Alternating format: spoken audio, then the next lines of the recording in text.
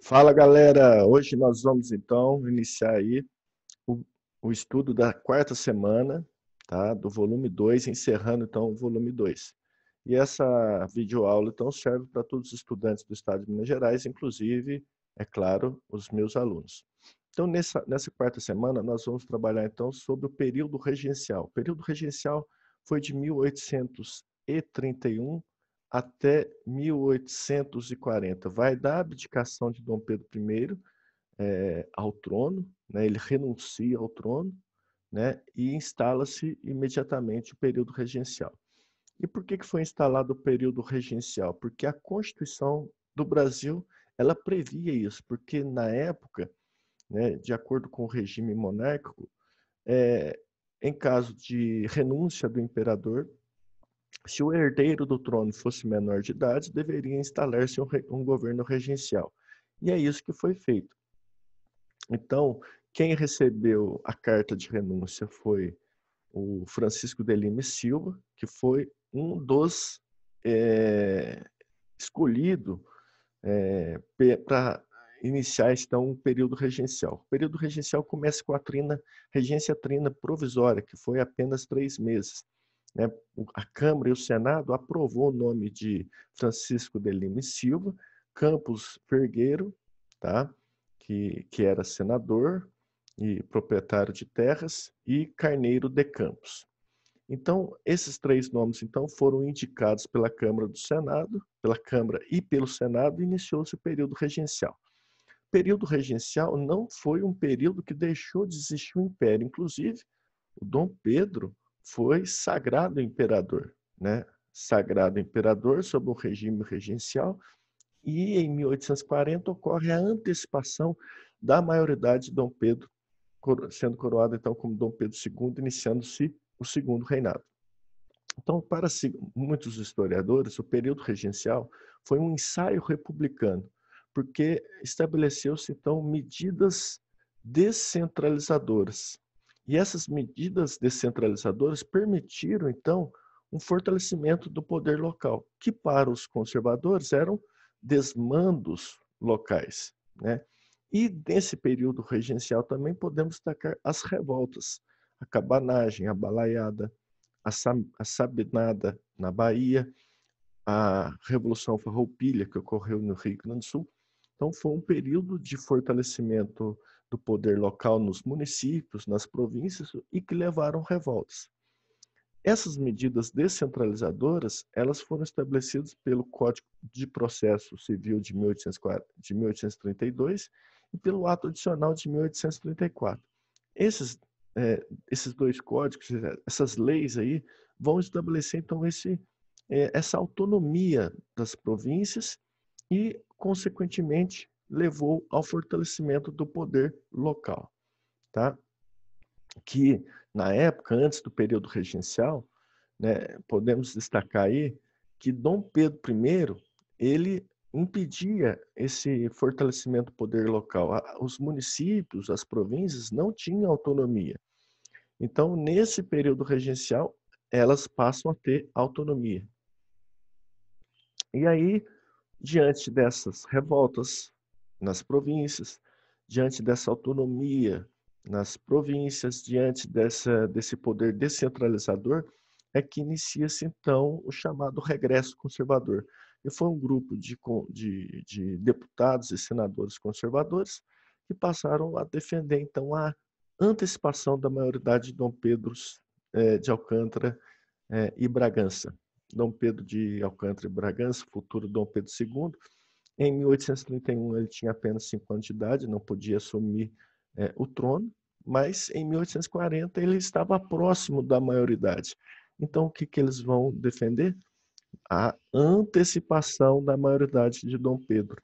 E isso aconteceu em 1840, quando ficou conhecido como esse episódio dessa antecipação da maioridade, como golpe da maioridade, tá? Então, para os regressistas, a solução era restaurar a ordem, que, segundo eles, havia perdido, e coroar, então, Dom Pedro II. Né? E isso aconteceu. Durante o segundo reinado, foi um período de paz. Né? onde os historiadores consideram um período de paz. Apesar desse período de paz, houve a Guerra do Paraguai, entre Brasil, Argentina, Paraguai e Uruguai. Foi uma guerra na região do Prata. A Revolução Praeira, que foi uma revolução liberal, e as revoltas liberais de Minas e São Paulo de 1842. A Guerra do Paraguai, ela favoreceu o reconhecimento do Exército, reconhecimento social, o prestígio social do Exército, que saiu fortalecido após a Guerra do Paraguai pela vitória contra o governo ditatorial paraguaio, né, o governo de Solano Lopes. Então, isso favoreceu esse reconhecimento social. Então, como eles saíram fortalecidos, o que eles queriam? Eles queriam o direito ao voto, queriam ter um papel mais forte dentro do Estado. Como o direito ao voto vai ser negado pelo imperador Dom Pedro II, esse exército, então, vai apoiar um movimento republicano que começou em 1870. O movimento republicano, ele inicia-se com a criação do Partido Republicano, né, e foi um movimento em defesa da instalação da República no Brasil.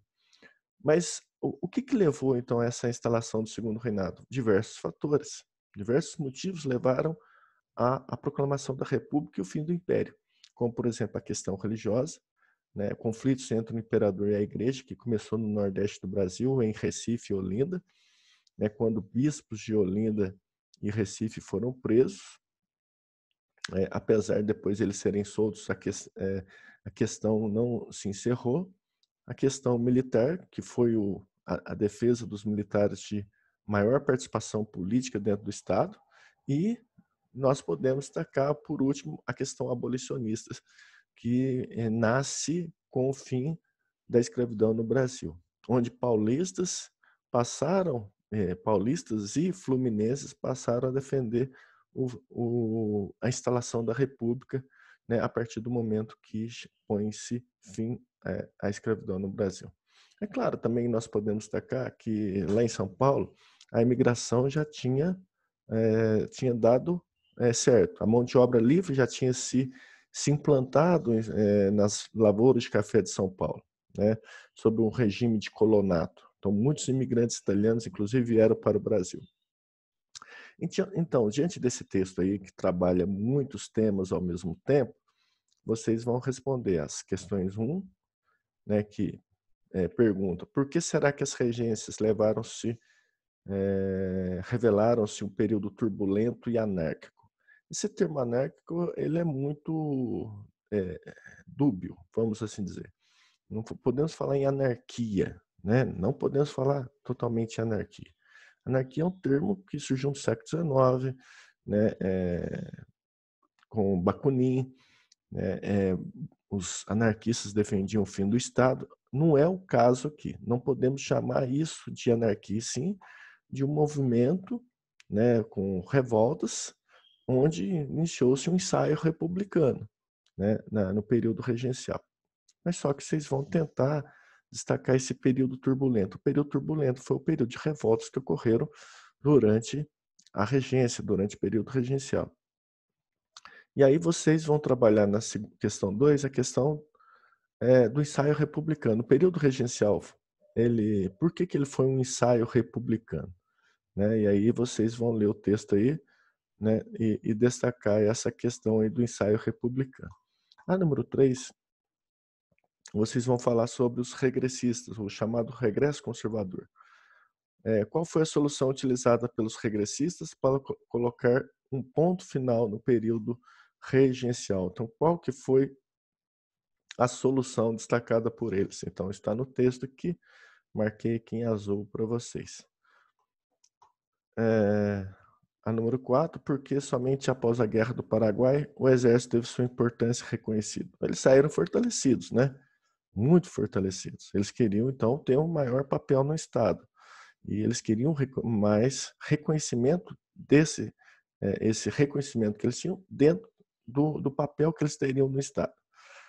Então, eles vão sair fortalecidos, mas só que eu acho que essa aqui vocês vão ter que pesquisar um pouquinho mais.